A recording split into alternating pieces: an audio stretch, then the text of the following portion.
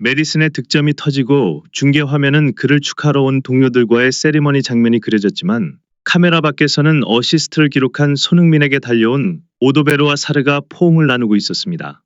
대부분의 경기에서 동료들은 득점자에게 모이는 것이 익숙하지만 사실 최근에 손흥민은 어시스트를 기록한 선수에게 먼저 달려가는 경우가 제법 있었고 알크마르전에서도 이어졌으며 오도베로와 사르는 손흥민의 최근 행동을 캡틴에게 그대로 돌려주었습니다. 캡틴은 득점자뿐만 아니라 찬스를 제공한 선수도 박수받아야 한다고 여기고 있고 어시스트를 기록한 선수가 그 가치를 온전히 깨닫는다면 당연히 자신의 득점이 아니라 팀 득점에 더 주력하게 됩니다. 일부 선수들은 언제나 더 나은 위치의 동료보다 자신의 슈팅을 고집하는 경우가 있고 개인 기록에 더 집착하는 선수도 분명 존재합니다. 필드 플레이어 10명이 모두 개인 득점에 더 주력한다면 당연히 팀 스포츠에선 치명적이고 손흥민은 캡틴으로서 경기 중엔 자신이 먼저 동료를 활용하는 플레이를 보여주고 득점이 터지면 패스한 선수에게 그 가치를 전달하며 메시지를 전하기 위해 노력하는 것으로 보여집니다. 무범이란 단어는 캡틴 손흥민의 제일 원칙이기 때문입니다. 항상 모든 선수들을 지켜보고 있었고 팀에서 가장 놀랍지 않은 선수가 아니었지만 항상 팀이 필요했을 때 항상 거기에 있었습니다.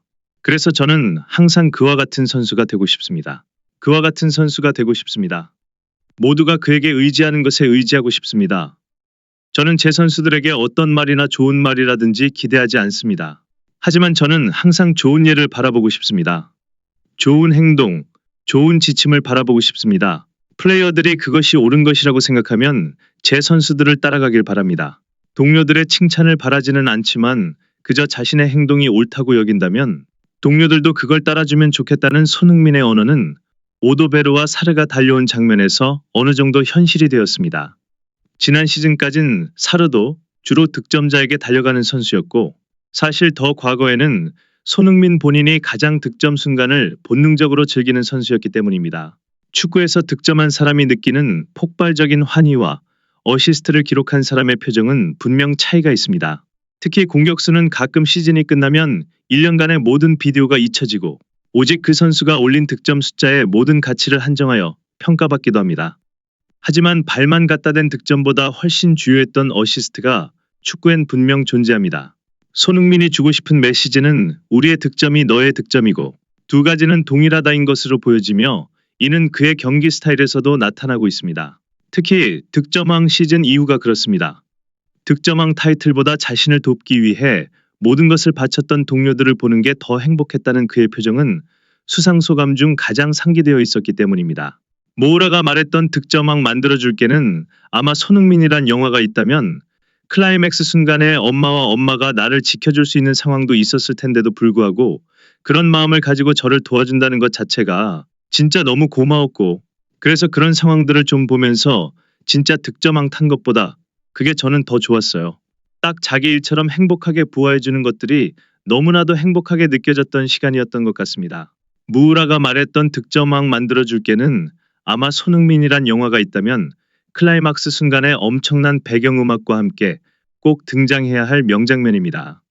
대부분의 순간에 7번을 달았지만 자신 때문에 27번을 선택한 선수이자 브라질 최고의 유망주였지만 자신에게 밀려 주전이 되지 못했던 선수 그리고 챔스 준결승 기적의 해택트릭을 달성하고도 결승 선발 출전에 실패했던 선수 그런 무우라가 말한 득점왕 만들어줄게가 손흥민에게 어떤 대사로 들렸을지는 누구나 공감할 수 있습니다. 그리고 무우라는 약속을 지켰고 손흥민은 인생에서 가장 거대한 타이틀을 따냈습니다. 영원히 손흥민 이름 앞에 간판처럼 등장할 프리미어리그 득점왕이란 타이틀입니다. 원래도 어시스트가 많은 손흥민이었지만 해당 시즌 이후의 경기 디테일에서 그는 분명 과거와 달라졌고 누군가는 지나치게 양보한다고 말하지만 또 다른 사람들에게는 더 아름다운 축구를 하는 선수가 되어가고 있습니다.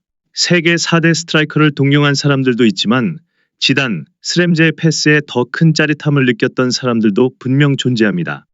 특히 캡틴이 된 이후에 손흥민에게 패스와 팀플레이가 더 주요 키워드가 되었고 여기에는 앞선 영상에서 나온 박지성이란 사람의 흔적도 배어있는 것으로 보여집니다. 말보다 행동이란 측면에서 박지성은 상징적인 인물이었기 때문입니다. 그리고 경기장 밖에 박지성에게도 많은 것을 배웠다던 손흥민 입장에서 정말 듣기 좋은 칭찬은 입단한 지 얼마 되지 않았던 반더벤의 입을 통해 나타나기도 했습니다. 이타적인 손흥민을 말할 때 절대 빠지면 안 되는 마지막 키워드가 있습니다. 대부분의 사람들은 누군가의 행동에서 멋있다를 느끼면 나도 하고 싶다는 희망으로 이어지고, 그의 바로 옆에는 이타심이란 측면에서 상징적인 인물이 있습니다. 어릴 때 집이 너무 가난했고 가족에게 더 나은 삶을 주기 위해 쓰리잡을 했다는 아버지는 많이 약해진 토트넘에서 1승이라도 더 올리기 위해 3선으로 내려가 1차 빌드업을 돕고, 수비에선 모든 위치에서 프레싱을 가하며 공격에선 패스하고 득점하며 쓰리잡을 하고 있는 올해의 본인과 닮아 있습니다. 그의 기준에서 아버지는 정말 특별한 분이셨고 자신 또한 특별한 사람이 되어가고 있습니다. 손흥민의 축구에서 그냥 자기가 득점하는 것이 모든 것이 아닌 이유로 보여지고, 그는 더 나은 선수이자 캡틴이 되기 위한 새로운 문을 노크하고 있습니다. 분명 그는 패스가 좋은 미모이지만 아직까지는 과거의 10번들처럼 패스계의 슈퍼스타는 아닙니다. 하지만 레버쿠젠 시절과 이번 시즌 손흥민의 차이를 고려하면 다음 시즌은 누구도 예측할 수 없습니다. 무리뉴에 의해 손날두라는 별명이 붙기도 했던 남자가 만약 가까운 미래의 지단각층 패스마스터의 이름이 별명의 조합이 된다면 우리에겐 한 선수의 기승전결을 온전하게 목격하는 순간입니다. 가장 첫 시작점의 손흥민은 분명 스피드와 피니시가 경기력의 대부분이었던 선수였기 때문이고, 스피드 원툴의 윙어가 중반기를 넘어서 갑자기 패스마스터가 된 기억은 축구계에서 흔치 않았습니다. 어떤 사람이 되는지는 어떤 사람을 흠모하는가에 의해 완전하게 달라지곤 합니다. 손흥민이 동경했던 선수 목록에는 호날두 같은 선수가 있고 전혀 다른 유형의 박지성이 있으며 발리나 지네딘 지단, 그리고 사람으로는 아버지도 있습니다. 내년 성당하겠다는 말을 남기고 시즌을 마무리했던 손흥민이 내년엔 어떤 선수가 되어 있을지 기대되고 지켜보는 과정에는 언제나 설렘이 함께합니다. 사회에서도 화면 안에 득점자뿐 아니라 어시스트 제공자, 기점이 된 사람들, 그리고 볼을 뺏어서 전달한 모든 이들이 함께 박수받길 기원합니다. 1득점에는 한 명이 아니라 11명의 노력이 스며 있습니다.